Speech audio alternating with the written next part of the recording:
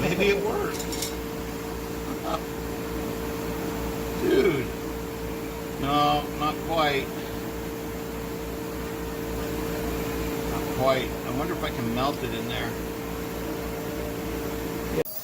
So we tufa cast it to get to the basic shape, and then I'm using rotary carving tools to complete the shape, and so that'll sit up off the turquoise a little bit on this particular flute. I'm probably going to come in and put a few little decorations on it and things too.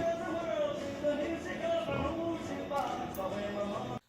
Well, we're finished packing up, and there's one more flute that I really wanted to be able to show you in a really good video before we hit the road, and I'm still hoping that we'll be able to share this with you. This flute is a combination of reasons that I actually have been able to create this flute, in part because I have to develop this new technique of inlaying with silver and gold and copper for a flute that we have on order, and I want to make sure I have this technique down really well. So I wanted to do a lot of silver inlay just to get the experience.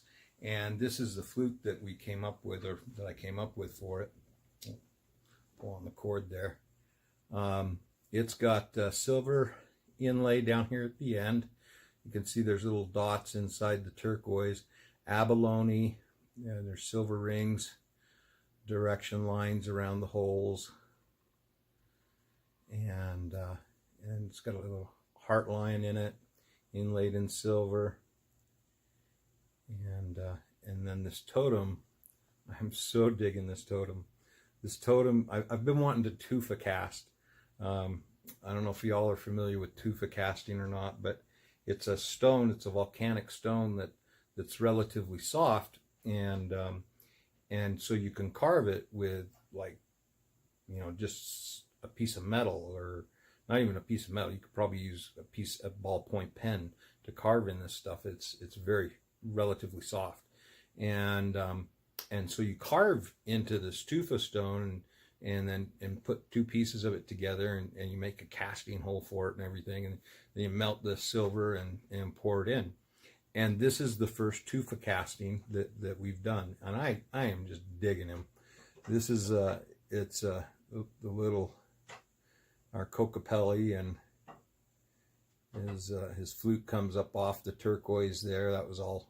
So when I was done tufa casting it, I didn't really love everything about it. It wasn't exactly what I wanted, and it was pretty thick. I maybe cast it too deep, and so I was like, I'll carve it. We'll carve the silver, and so we carved him, and I totally love him. He's so cool.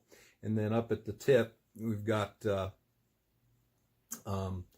infinity and some chevron arrowheads here, with the infinity, a modern infinity on the back, and so we're just calling it Kokopelli. The wood is water rose. It's the last piece of water rose that I've had in my shop for a number of years now. Water rose, along with the other rosewoods, have gone up in price a lot.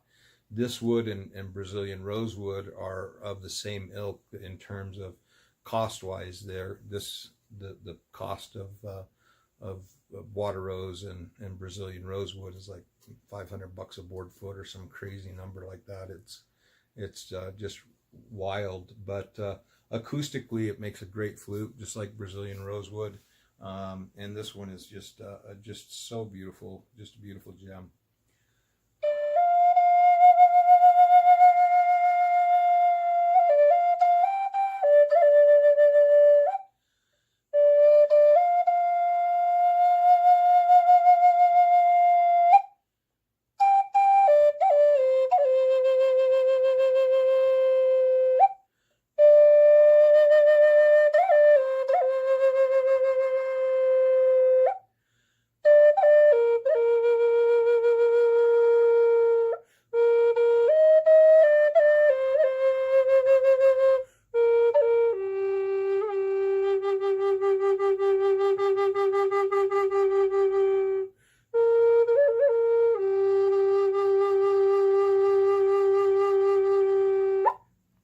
Isn't it awesome? Anyways, I don't know that I'll be able to come back with it from the show. Part of me hopes that I do, so I get an opportunity to make a nice video and send it out in a newsletter and all that. But we've got some photos of it that we'll get up on the website. Although I wasn't able to get sound files. That's if it does sell, that's the only sound file I have. So what we just made there. So anyways, really fun. Kokopelli.